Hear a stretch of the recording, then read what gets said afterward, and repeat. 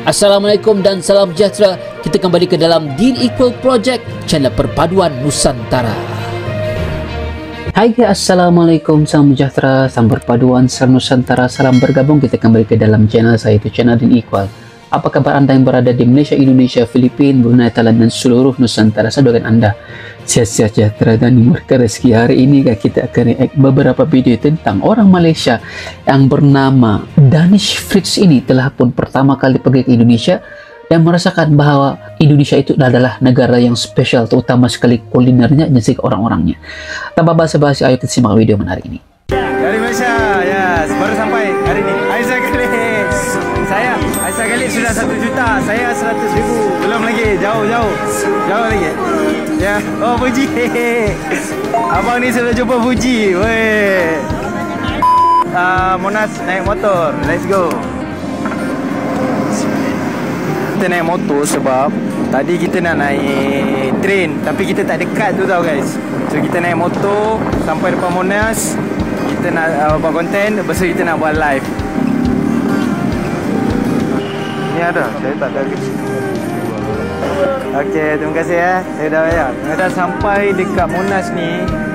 Tapi malangnya Denny tak dapat masuk sebab sekarang dah jam 5.47. Dia tutup pukul 6 sore petang. Tapi dia awal sikit lah kot.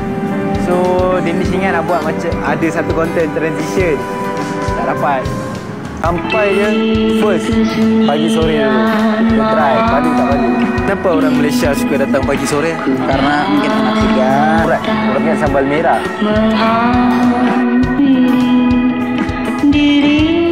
Siangnya di kita ini ada ayam poka. Punya otak gulai, ada telur dadar, ini pucuk ubi. Sayur pucuk ubi ini paling favorit kalau di kita. Ini ada kikil tunjang. Ya, ini sayur nangka, ada daun singkong kakak mede, ada ayam bakar, ini jengkol rendang, ini kikil cabai hijau, sambal hijau, sambal tenang gabus. Jengkol aku tak tahu apa benda guys. Jengkol. Lembu. Bukan ah? Ya. Daging. Sayur. Ini? Ya. Oh, sayur. Ini adalah pilihan makanan yang kita dah select. Orang Malaysia cuba pagi sore untuk pertama kali. Bismillah.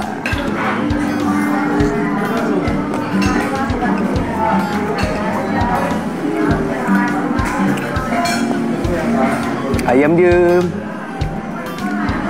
dapat rasa kalau kat Malaysia kita bagi macam ayam kampung.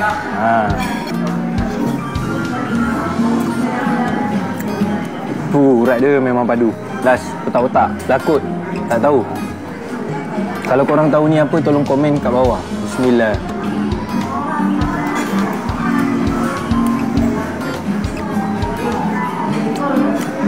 Rasa dia pelik sikit, macam otak-otak yang banyak sayur. Alhamdulillah dah makan dekat pagi sore. 279,000 bersamaan dengan 79 ringgit, lebih kurang macam tu lah. Bagi I, harga dia is tak adalah nak cakap murah kan?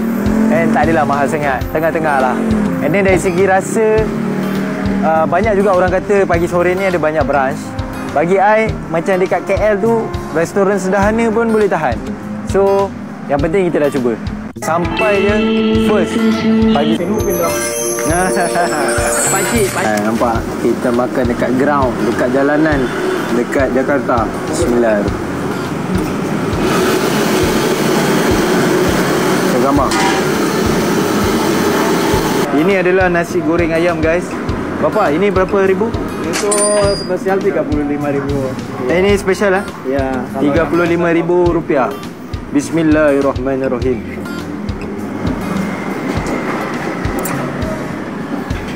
Upin dong. Pakcik. Di Malaysia kita panggil pakcik, upin ya. Tengok guys, 35,000. Portion dia bapak banyak ah. Ini first korang tengok. Zoom sikit. So dekat sini ada hot dog, ada sausage. Lagi ada apa lagi bapak? Ada ayam. Sausage ada belah, ayam, telur. Sausage ada, ayam, keropok pun ada. Bismillahirrahmanirrahim. Bapak dia pun friendly. Rupanya Haji Mus tu adalah dia punya abang. Sudah berapa lama goreng buat? Ya sudah 20 tahunan ada nih. 20 tahun? Wah.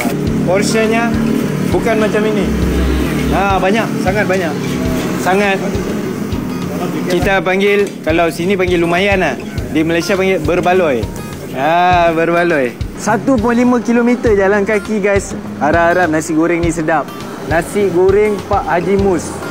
So, abang ataupun pak cik ni dah menjaga 20 tahun guys Kita cuba jalan kaki jauh-jauh. Dia ada nasi goreng ayam 20,000. Nasi goreng hati ampela 25,000. Yang ni nasi gila 30,000. Wah, pelik-pelik. Tapi I memang terharu dengan dia punya portion lah. Memang banyak. Dekat Malaysia kita ada pasar seni. Dekat Indonesia kita ada pasar Senen. Cuba zoom sikit. Okey, tapi korang tengok bawah tu ada macam polis macam tu kan. Dia pakai baju satpam. So, saya nak tahu guys, orang-orang di Indonesia, sebab kita tak ada macam tu, adakah itu macam security ataupun macam rela kalau kat Malaysia? Sebab ada beza sikit security guard dengan rela. So, satpam tu dia apa? Uniform pun kemas. Itu dia guys, video menarik tentang perjalanan Danish Fritz ini di Indonesia. Saya rasa dia mungkin nanti akan pergi ke Jogja juga, sudah pergi ke Jakarta dan ingin membuat konten dan juga mengeksplor Indonesia. Oke guys, itu video menarik tentang perjalanan beliau, dan jika anda suka dengan reaction saya, jangan lupa tekan like, komen, dan subscribe. Kita berjumpa lagi. Assalamualaikum. Sampai jumpa semuanya.